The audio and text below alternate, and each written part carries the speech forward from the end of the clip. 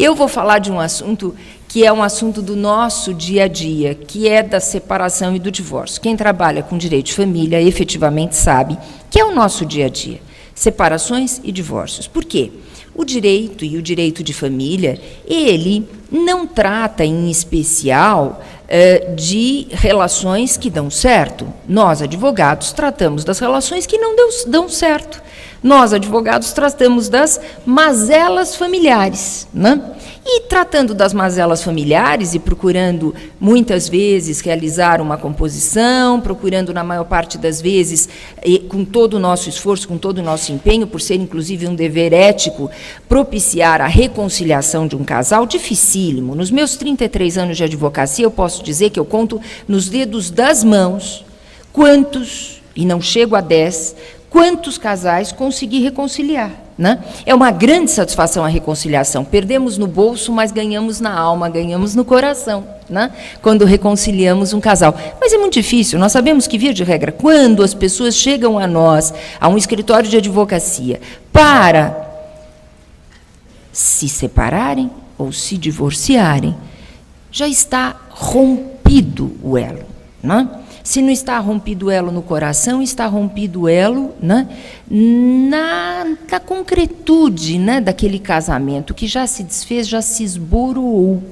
Então, temos que procurar ajudar esta pessoa que nos procura. E vamos ajudá-la de que modo? Primeiro pensamento, vamos ver se é o caso de uma separação consensual ou de um divórcio consensual. Essa é a nossa primeira meta. Vamos procurar fazer a mediação tão incentivada pela Ordem dos Advogados do Brasil, inclusive com um tema específico na parte da tarde sobre este assunto, tão incentivada pelo Poder Judiciário, tão incentivada pelo Conselho Nacional de Justiça, tão incentivada pela sociedade brasileira em relação aos problemas que tem, né?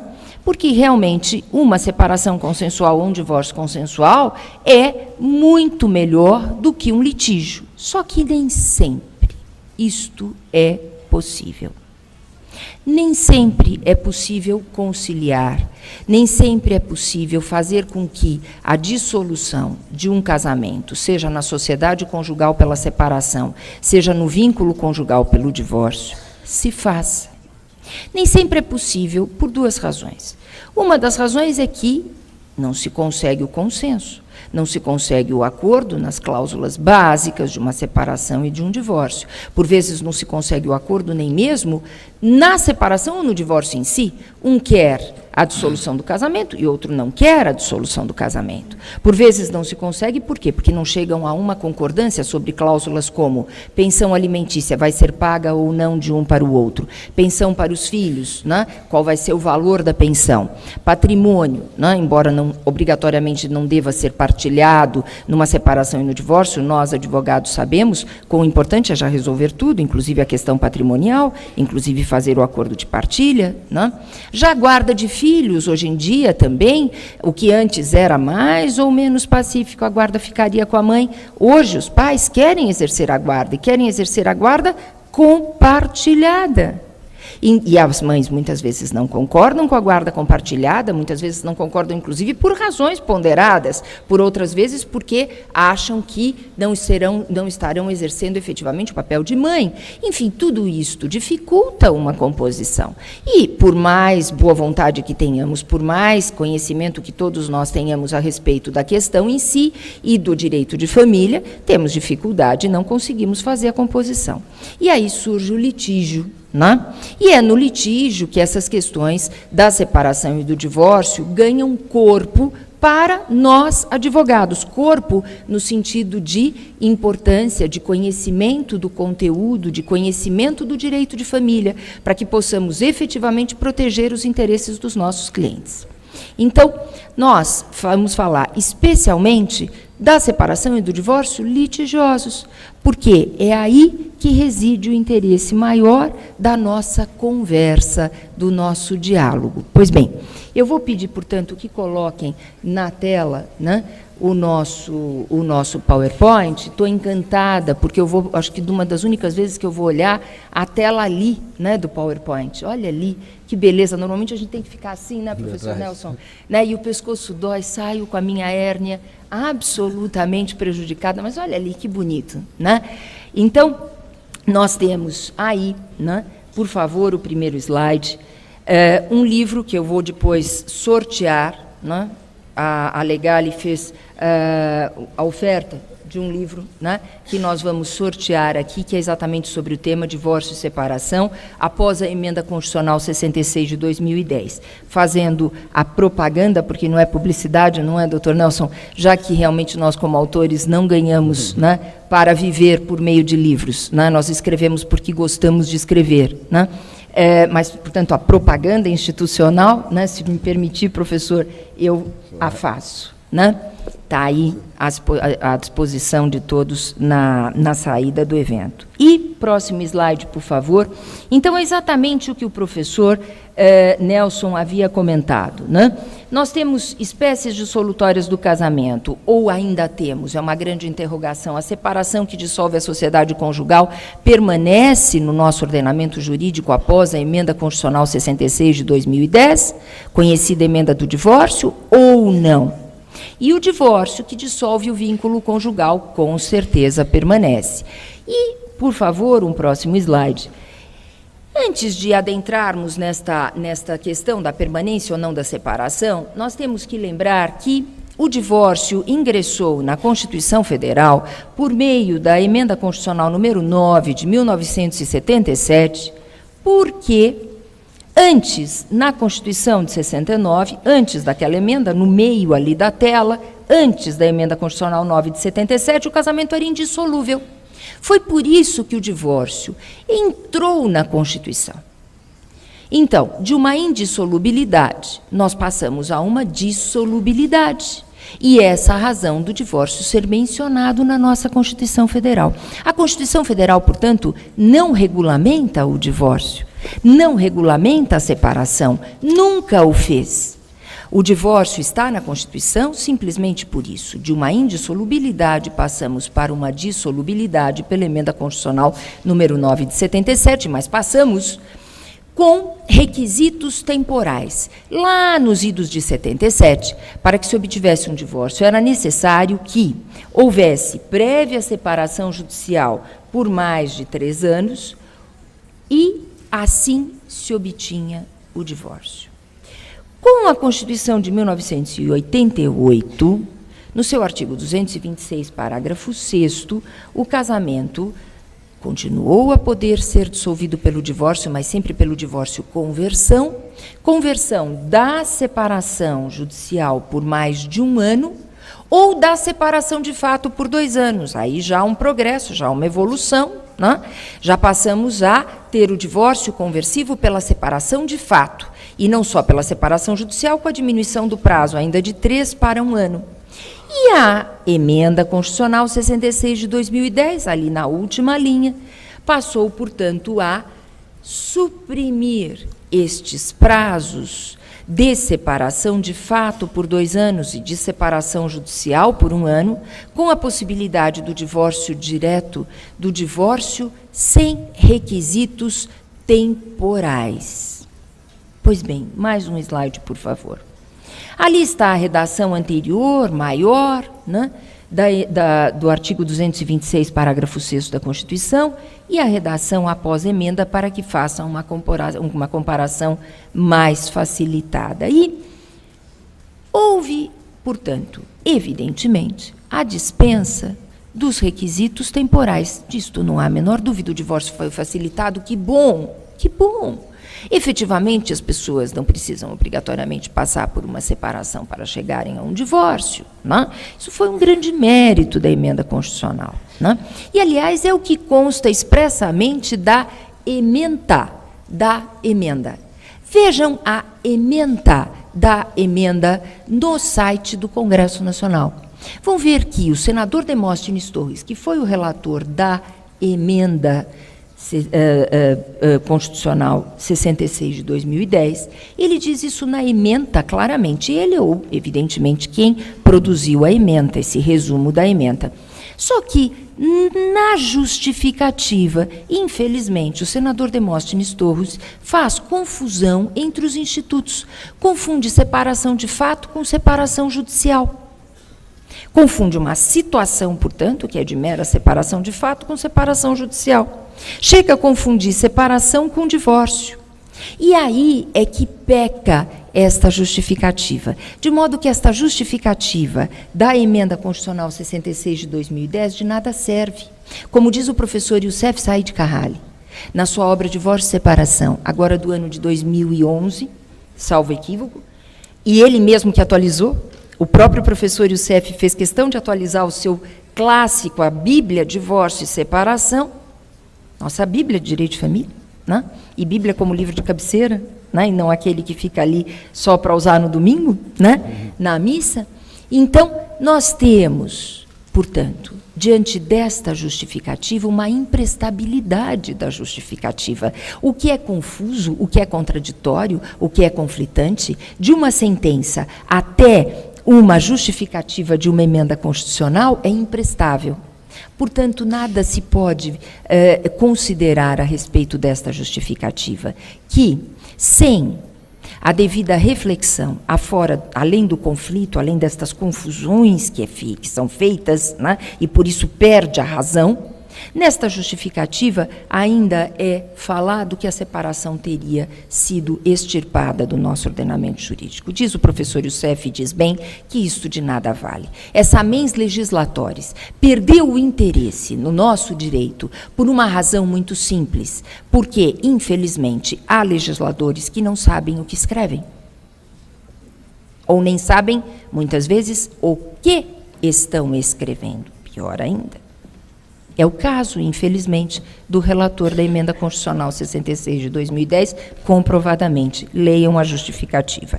Aí nós temos, então, né, esta dúvida que ainda permeia, ainda disse o professor Nelson e disse bem, ainda permeia os juízes de primeira instância. Mais um slide, por favor, se a separação permaneceu ou não no nosso ordenamento jurídico. Mais um slide, por favor.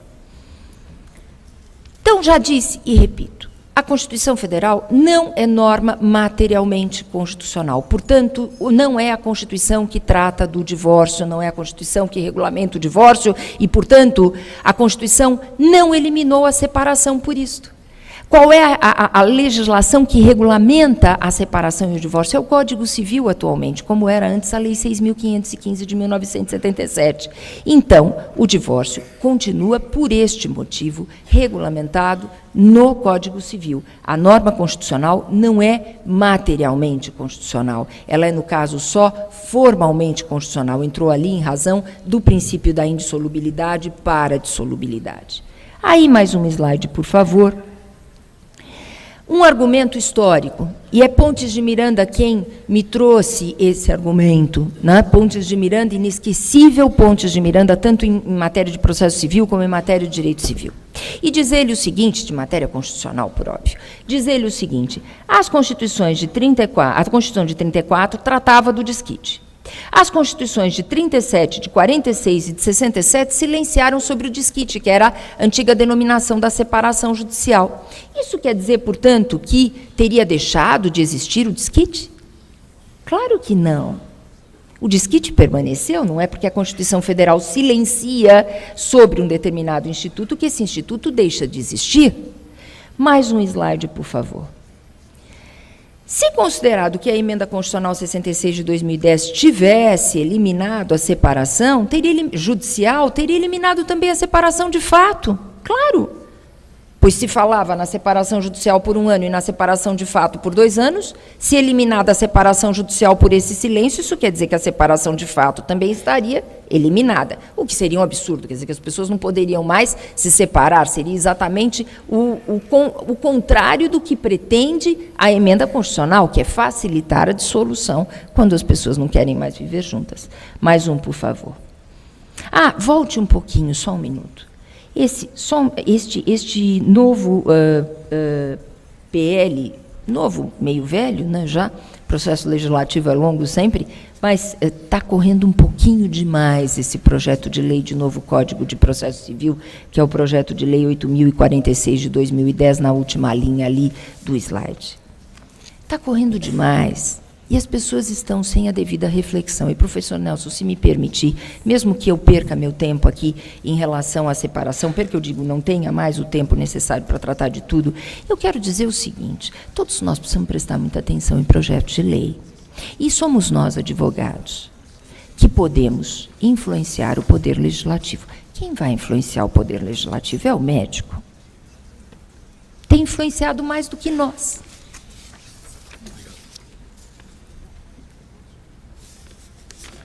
O médico tem influenciado mais o poder legislativo do que o advogado.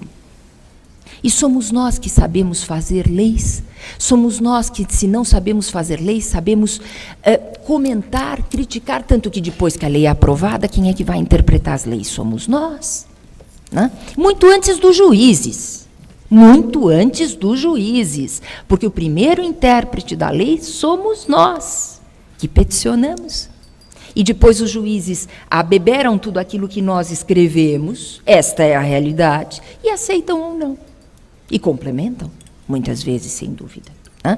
Então, a obrigação é nossa, não é da magistratura, não é da... O Ministério Público tem influenciado mais do que nós. Né? Com todo respeito pelo Ministério Público, nós temos muito mais, né, importância na interpretação da lei, porque, repito, salvo nas causas em que o Ministério Público já promove a ação, que no caso a ação civil pública, nós, advogados, é que propomos a maior parte das ações. Né? Então, nós somos os primeiros e principais intérpretes das leis. E esse PL do CPC, do Código de Processo Civil, é um desastre. Nós vamos colocar, se não comentarmos, se não falarmos, se não unirmos nossas forças, toda uma questão na mão exclusiva do juiz. O juiz será o senhor da causa. O juiz será aquele que decidirá e nós não teremos mais de dizer, ou pedir, ou requerer e exigir ainda em nível de recurso. Quantas testemunhas queremos ouvir? Qual a prova que queremos produzir? Pericial ou não? Só documental, com testemunhas, que número de testemunhas, não teremos mais recurso sobre a prova. E a prova é fundamental, como todos nós sabemos, em qualquer processo judicial. O juiz mandará na prova como um senhor absoluto da prova, o juiz de primeiro grau. Isto é muito grave. Só por isto, este projeto de lei de novo Código de Processo Civil não poderia ser aprovado. Evidentemente. Mas o projeto de Código de Processo Civil também peca porque, por exemplo, não melhora em nada uma ação que nós, advogados de família, promovemos todos os dias. Aspas, né? Se tivéssemos um cliente todo dia novo, que bom, né? Assim. Né? Então, promovemos muitas vezes ação de alimentos. Nós sabemos quão vetusto é o procedimento da ação de alimentos, de a Lei 5.478 de 68. 68, quantos anos? E nós que advogamos sabemos, é uma lei vetusta, é uma lei que não nos ajuda mais, é uma lei que não é nem aplicada mais. E quando o juiz quer aplicá-la, ele se equivoca, porque ela não tem mais nenhuma atualidade. O projeto de lei de novo Código de Processo Civil não versa sobre o procedimento da ação de alimentos. Remete para a Lei 5.478 de 68. Então, vamos começar a pensar e vamos começar a fazer. Vamos começar a escrever para o Congresso Nacional. Eles nos ouvem. Essa experiência eu tenho da época do Código Civil. Quando eu comecei a trabalhar com o projeto de Código Civil, foi na década de 80. E me diziam, não adianta, você está escrevendo, aí se dedicando, fazendo sugestão para o Congresso Nacional. O que é isso? Você vai perder tempo. Nos ouvem. Não é, professor Nelson? Nos ouvem. Então, vamos escrever ao Congresso Nacional, vamos pegar o projeto de Código de Processo Civil, pelo menos na questão da prova, e neste assunto aqui que é da separação. Esse projeto de lei elimina a separação como se uma norma processual pudesse eliminar uma norma de direito material. Uma norma processual não pode eliminar uma norma de direito material. E nós, advogados, vamos encontrar meios para manter a separação com ou sem o procedimento da separação no Código de Processo Civil. Isto é certo. O procedimento é ordinário. E a missão ou a finalidade do projeto de lei de novo Código de Processo Civil, ao invés de ser cumprida, que é da celeridade processual, nós, advogados, em defesa dos interesses dos nossos clientes, vamos encontrar meios de, pelo procedimento ordinário, ainda que em graus de recurso, né? Nós vamos chegar lá. E por que nós temos que chegar lá? Próximo, por favor. Nós temos que chegar lá. Próximo, por favor. Nós temos que chegar lá por vários motivos. Por que a separação permanece no nosso ordenamento jurídico? Por razões constitucionais. Primeiro, a razão da liberdade religiosa. A liberdade é um direito fundamental, sob vários aspectos. Dentre esses aspectos, o artigo 5º, nos seus incisos, salvo erro 6º e 8º, ou 5º e 8º, dizem que há a liberdade, mais um, por favor, a liberdade, 6º e 8º, a liberdade de crença e de exercício de direitos em razão da crença. Pois bem, o católico ortodoxo, o evangélico, batista, metodista, ele somente pode se separar. Ele não pode se divorciar, sob pena dele ficar irregular perante o seu credo. Ou ele fica irregular perante o Estado e permanece separado de fato, se eliminada fosse a separação, ou ele se divorcia e ficará irregular perante a sua religião.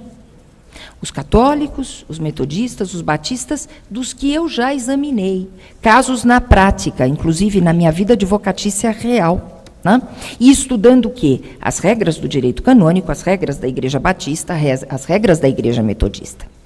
E, então, o Brasil é um Estado laico. Daí vem a outra corrente que diz que a separação terminou e diz simplesmente o seguinte: o Brasil é um Estado laico, religião não tem nada a ver com lei.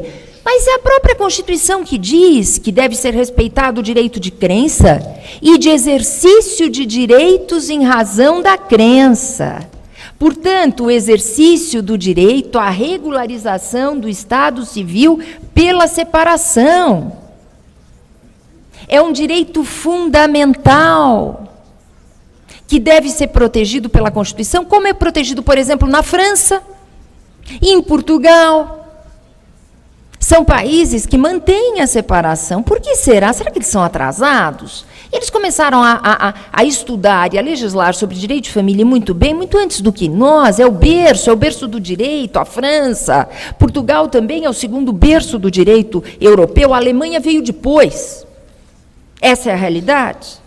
Então, nesse berço, estudam tanto lá na Europa, será? Coimbra, Universidade de Lisboa, né? Na França, todas aquelas universidades, Sorbonne e outras universidades tão importantes, será que eles não sabem o que fazem? O legislador não sabe o que faz lá? Claro que o legislador sabe o que faz. Lá o divórcio também é facilitado, mas a separação permanece. Em respeito a quê? Em respeito a direitos fundamentais que lá também existem, como aqui, do exercício do direito de crença por meio do exercício dos direitos que nos são dados pelo Estado, o direito à separação, a mudança de Estado civil pela separação, para que o católico não caia em pecado, o evangélico, metodista, batista, dentre outras igrejas evangélicas, não venha a ficar contrário à sua religião. Próximo, mas não é só isso. Vamos dizer que a pessoa não seja próximo, por favor. Vamos dizer que a pessoa não seja religiosa, ou como eu, sou católica, pratico a minha religião, mas me divorciei uma vez e me casei uma segunda vez. Então, vamos dizer que as pessoas pensem como eu penso pessoalmente, mas o meu pensamento pessoal não significa que eu não vá respeitar quem é católico ortodoxo e não aceite o divórcio, ou quem é batista ou metodista e não aceite o divórcio. Nós temos que respeitar o outro, né? Agora vamos imaginar que não sejamos católicos ortodoxos, ou batistas, ou metodistas. E aí, qual seria a razão da manutenção da separação? Alguns que dizem que a separação terminou têm um objetivo muito mais grave, que é o de eliminar culpa. No começo, esse objetivo era um pouco velado. Depois de tanto nós falarmos sobre isto, acabou ficando aberto. Então, hoje já se diz que o objetivo é mesmo eliminar a culpa, porque, afinal de contas, a Carminha da novela teria direito de receber pensão. O que vocês acham? Não é? Não dá uma pensão poupuda, o Tufão vai pagar uma pensãozona para a Carminha, porque ela faz jus. Ela foi culpada pela dissolução daquele casamento, não há a menor dúvida, mas para que culpa? Por favor, vamos refletir. A culpa o que é? É o descumprimento consciente de uma norma de conduta. É só isto. E é tudo isto ao mesmo tempo. Culpa, que hoje em dia parece que é um nome feio. Falar em culpa em direito de família, que coisa feia. Como feio? É descumprimento consciente de norma de conduta. E normas de conduta existem entre nós, nesta palestra, em que respeitamos uns aos outros, e existe dentro de casa. Claro que existem normas de conduta, o dever de fidelidade, o dever de respeito e consideração, o dever de assistência mútua no plano imaterial e material, o dever de sustento, guarda e educação dos filhos, o dever de administrar o patrimônio em benefício da família e não em benefício próprio. São deveres, normas de conduta. E como disse a ministra Nancy Andrighi neste livro, em Doutrina Prefacial, a nossa ministra, a ministra mais importante, indiscutivelmente, na área de família, porque é a que profere o maior número de votos sobre direito de família em causas complexas. Não que os outros ministros não sejam importantes, são todos importantes no Superior Tribunal de Justiça, mas a ministra Nancy Andrighi, que tem sido considerada realmente aquela que profere os votos em causas, em número inclusive, né? Não que os outros também não as tenham, mas em número de causas de complexidade. E a ministra Nancy Andrighi diz isso, norma de conduta é para ser seguida dentro e fora de casamento. E para a norma de conduta ser seguida dentro e fora do casamento, e inclusive no casamento, é preciso que, pelo descumprimento de um dever, exista uma sanção. Norma sem sanção não é norma jurídica. Norma sem punição não é dever jurídico. Eu posso ou não ser fiel. Vou trair meu marido lá com... Como é que era o nome lá do outro que morreu na novela? Com Maxwell, né? Vou trair meu marido com Maxwell e depois vou receber pensão do Tufão. Não é bonito isso? É lindo, né? Afinal de contas, o amor é lindo, o afeto, a felicidade, a liberdade, que são outros fundamentos usados para dizer que devemos eliminar a culpa, a liberdade. Claro, Carminha tinha liberdade, todos nós temos liberdade de nos divorciar a qualquer tempo, mas antes de trair, divorcie-se. Antes de desrespeitar, agredir fisicamente, moralmente, vamos passar mais uma, por favor? Mais uma, por favor, mais uma, por favor. Aí. Né? Uma mulher que sustenta a casa. As mulheres de baixa renda, nas famílias de baixa renda no nosso país, já existe estatística feita e séria. São aquelas que mais sustentam as casas. O maior número de casas brasileiras de baixa renda são sustentadas pela mulher. Essa mulher sustenta a casa, e vamos dizer que ela seja vítima de violência doméstica, agressão física e ou agressão moral e ou psicológica.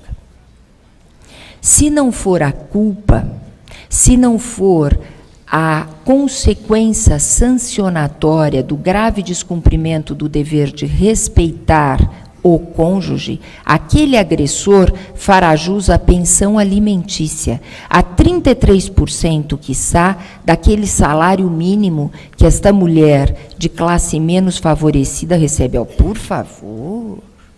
Já falar da Carminha, opa. Agora, falar da mulher de classe menos favorecida que é agredida, que não tem meios de se defender, muitas vezes, da violência, que entra no ciclo vicioso da violência e ainda vai ter que pagar pensão para aquele marido agressor? E se não for a culpa, e se não for a sanção pela culpa, e se não for no ordenamento legal expresso do Código Civil, que somente estabelece a espécie culposa na separação, Porque, voltando um slide, por favor, no divórcio, o divórcio é só consensual ou litigioso, mas sempre por ruptura. No Código Civil, por mero rompimento da vida em comum. Volta mais um, por favor. Por que é só no divórcio existe apenas a espécie ruptura e por que é na separação que existem todas essas espécies, inclusive a sanção ou culposa ali do último parágrafo, e também a remédio, que é aquela que tem em vista proteger o enfermo mental, que é um outro motivo para a separação permanecer, a proteção ao enfermo mental. Mas por que existem essas espécies só na separação? Porque o Código Civil, quando entrou em vigor, estava sob a égide da Constituição, que estabelecia, antes da emenda constitucional, que o divórcio era conversivo. Então, se o divórcio era conversivo, antes passava pela separação judicial, se entendia que na separação judicial isso já estaria resolvido. Qual espécie escolhida? Na separação, na fase prévia, na fase antecedente. Por isso que o Código Civil regula só na separação todas essas espécies. Esse é o motivo. E por isso que a separação tem que permanecer, e por isso, como dizem, inúmeros acórdãos nos tribunais estaduais do Brasil, a separação permanece, inclusive, sob a espécie culposa. Vamos passar um pouquinho, bem rápido, se me permitir, doutor Nelson, vamos lá. Vamos passando, por favor. Passando para frente, né? Isso, passando, eu estou fazendo assim, estou fazendo errado, vamos para frente, né? Vamos para frente, aí, olha, volte um pouquinho. Está aí o posicionamento da ministra Nancy Andrighi, que eu quero ler rapidamente. A impossibilidade de eliminação da culpa nas relações de família e, consequentemente, nas rupturas conjugais, gera o risco dos deveres oriundos do casamento serem transformados em meras recomendações, o que deixaria o cônjuge vitimado pela violência à sua integridade física ou moral perpetrada pelo consorte à deriva da tutela jurisdicional. Remanesceria impune o infrator, que, além do mais, ante o preenchimento de certos requisitos, poderia ainda fazer jus ao recebimento de alimentos plenos, a serem prestados pela perplexa vítima do ato ilícito. Por que alimentos plenos? Porque aqueles alimentos mínimos, a cesta básica, como nós chamamos, aos alimentos indispensáveis, não é o sushi, é o franguinho, não é o veículo de 4 rodas e privado, é o ônibus ou metrô, né? Isso é cesta básica, isso são condições mínimas de subsistência, o culpado tem o direito de receber, é a chamada pensão mínima, pensão indispensável. Mas os alimentos plenos não é o franguinho, é o sushi, não é o ônibus, é o carro, né? Incluindo em classes mais favorecidas a massagem, né? Enfim, bonito, né? A mulher vai ficar bem massageada, bonita para o seu amante, né? Aquele que foi amante, né? Porque ela deve continuar com a amante, né? E recebendo pensão do marido. Por favor, vamos todos ter senso crítico e fazer os juízes terem senso crítico, porque nós precisamos pôr isso na petição. Por que nós temos obtido muitas sentenças de primeira instância com o acolhimento da separação ou, quando não, da aplicação das causas culposas ao divórcio, que é isso que eu defendo nesta tese. Eu defendo o seguinte, que, além da separação permanecer com a causa culposa, o divórcio, também no divórcio, passou a ser aplicável todo esse sistema dissolutório, inclusive da espécie sancionatória ou culposa, por uma recriação. Quando a Constituição vem e traz uma novidade, cabe a nós, especialmente a nós, para que os juízes possam fazê-lo, recriar o direito. E as espécies culposas passaram a ser aplicadas ao divórcio. Então, uma dica, colegas, peçam, se não for uma pessoa católica, ortodoxa, ou metodista, ou batista, ou de uma outra religião que não aceite o divórcio, peçam litigiosamente, como primeiro pedido, sucessivo primeiro, o divórcio com aplicação das causas culposas. Essa é a meta, esse é o objetivo da demanda. E como segundo pedido sucessivo, a separação judicial culposa. Porque se o juiz for daqueles que é legalista, ele não vai aceitar a recriação por meio da aplicação das causas culposas ao divórcio, se for positivista extremo. Agora, se ele for mais aberto, ele vai aceitar, né? E em muitas sentenças temos obtido essa decretação do divórcio culposo. E em algumas outras, no pedido sucessivo, o segundo, a separação judicial culposa. Agora é preciso explicar para o juiz ele está absolutamente dominado por ideias de esvaziamento das mesas. Então, nós precisamos mostrar para ele que essa mesa vai ficar um pouquinho cheia de processos, porque, no caso, o nosso cliente ou a nossa cliente precisa da decretação da culpa para aplicação das sanções respectivas. Não é? Precisa mostrar. E ele vai entender. Se ele não entender, o tribunal vai entender. Então, vamos lá. Vamos passar um pouquinho.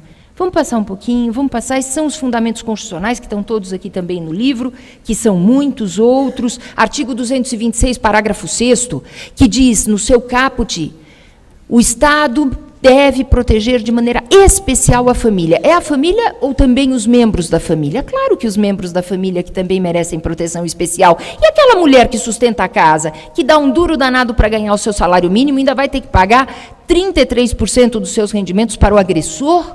E o Tufão vai ter que pagar pensão para a Carminha, hipoteticamente falando, trazendo a novela para a realidade? Por favor. Tá? Claro que não. Tanto que mesmo na Globo, ele não pagou pensão, né? Ah, viu que bonito? A Globo acertou dessa vez, né? Que bom. Na união poliafetiva não acertou, né, doutora? Na união poliafetiva não acertou, porque não é poliafetividade, é poligamia. Né? Mas nessa outra parte aceitou. Quer dizer, acertou, a Globo acertou. A Carminha não faz jus à pensão. Pois bem, aí vamos embora, por favor, indo para frente, né?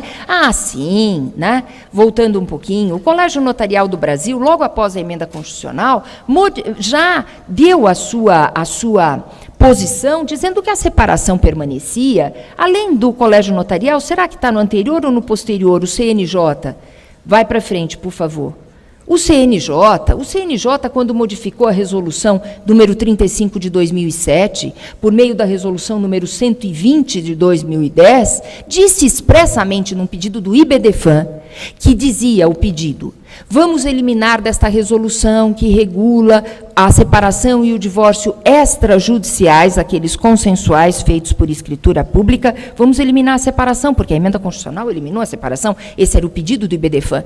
O CNJ indeferiu o requerimento do IBDFAN. Tenho que falar assim, porque às vezes as pessoas não entendem. Está lá, está no Conselho Nacional de Justiça. Então, se o CNJ já indeferiu um requerimento do próprio Instituto que defende a eliminação da separação, significa o quê? Que a separação não está eliminada, a resolução foi refeita apenas com a eliminação dos requisitos temporais. Só. Vamos lá.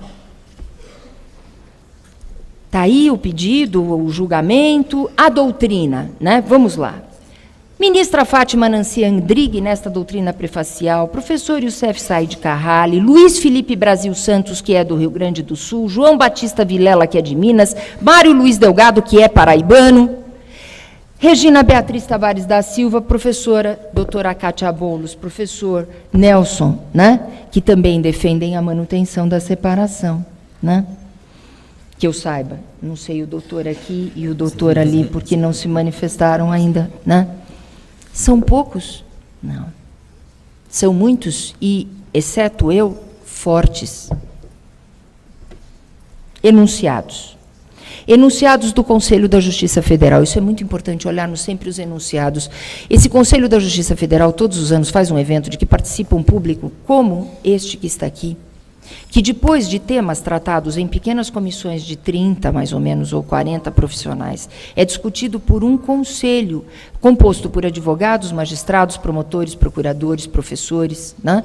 E que são escolhidos a dedo pelo próprio Conselho da Justiça Federal, pelo ministro Rui Rosado, que é quem teve a iniciativa de montar estas jornadas de direito civil, que já estamos na 5ª, feita em novembro, e que leva a toda uma equipe a uma escolha dos profissionais, e votam.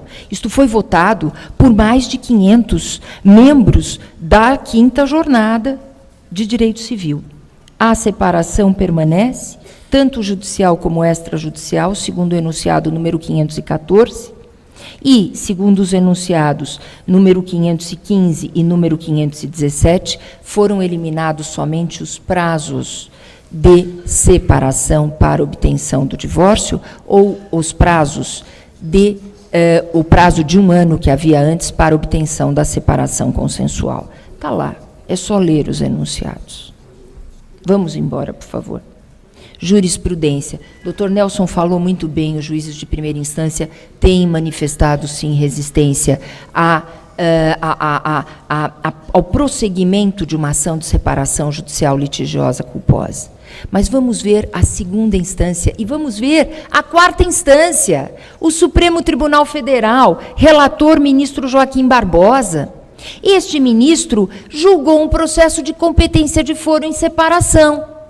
Se ele julgou um processo de competência de foro em separação, isso quer dizer o quê? Que ele já considerou que a separação permanece. Vamos embora, por favor. Superior Tribunal de Justiça, relatora ministra Nancy Andrighi, que diz, do seu acórdão, que a emenda constitucional tornou prescindível a comprovação do preenchimento do requisito temporal.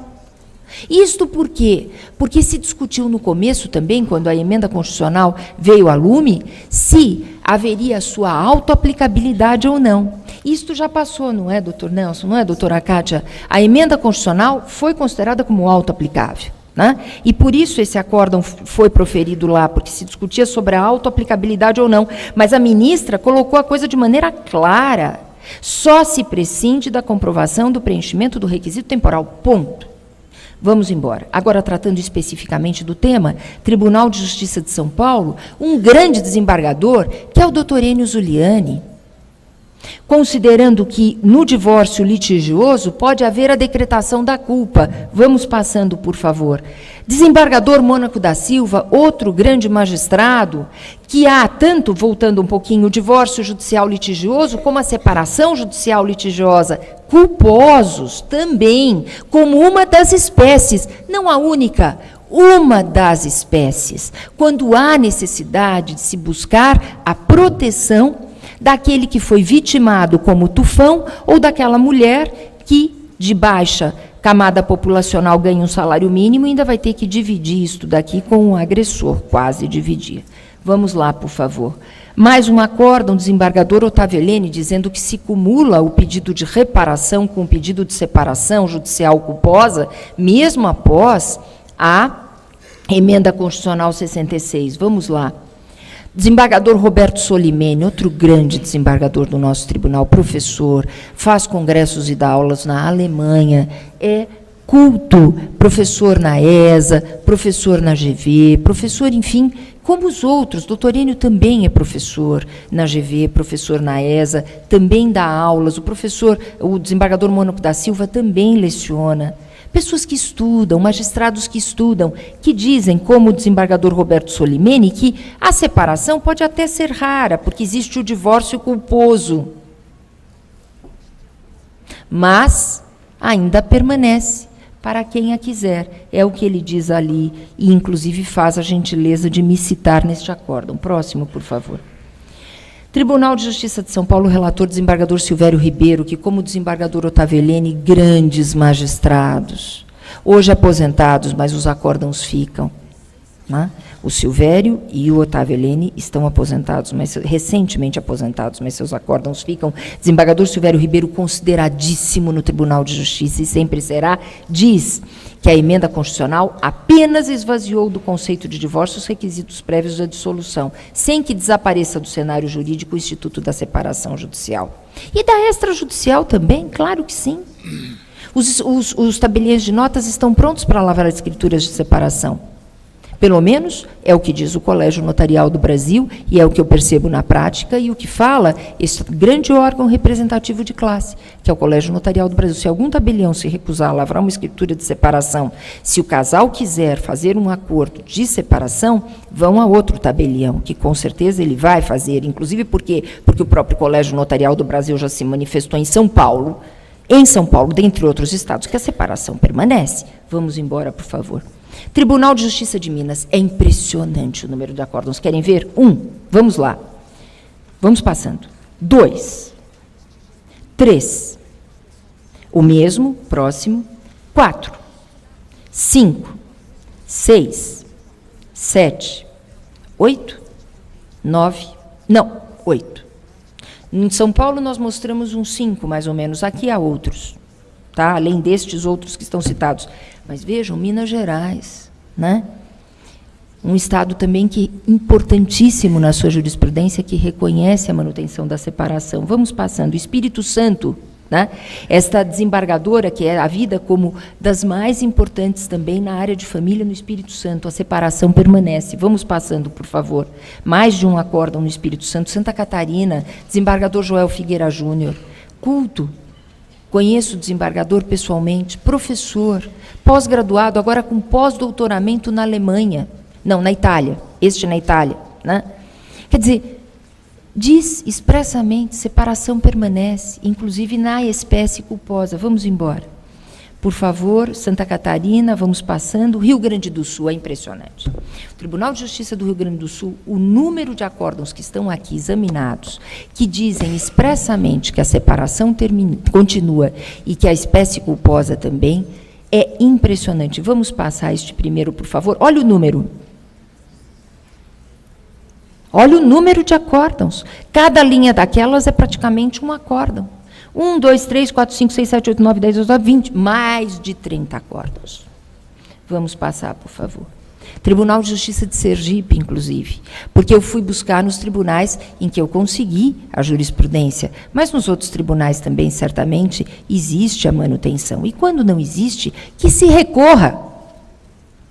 Quando não conseguimos, numa primeira instância, quando o juiz despacha, indefiro a inicial, caso não seja emendada em 5 dias. É um despacho simpático, né? Emende a inicial em 5 dias, sob pena de indeferimento simpático, né? Porque ele não aceita a separação. Agrave! Agrave de instrumento, recorra. Entre com o recurso de agravo de instrumento, promova, né, o recurso de agravo de instrumento.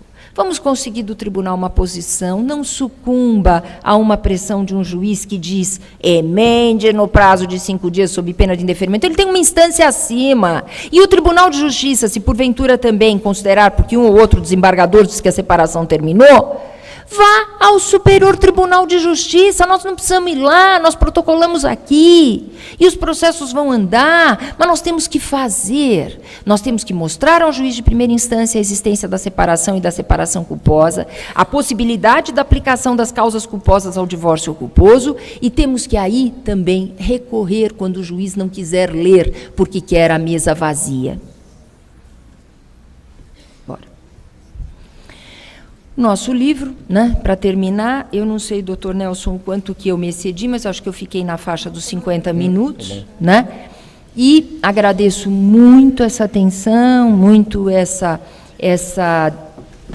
oportunidade, né, de aqui estar nesse tão importante evento da Ordem dos Advogados do Brasil, sob o patrocínio da Escola dos Cursos Legale. Muito obrigada.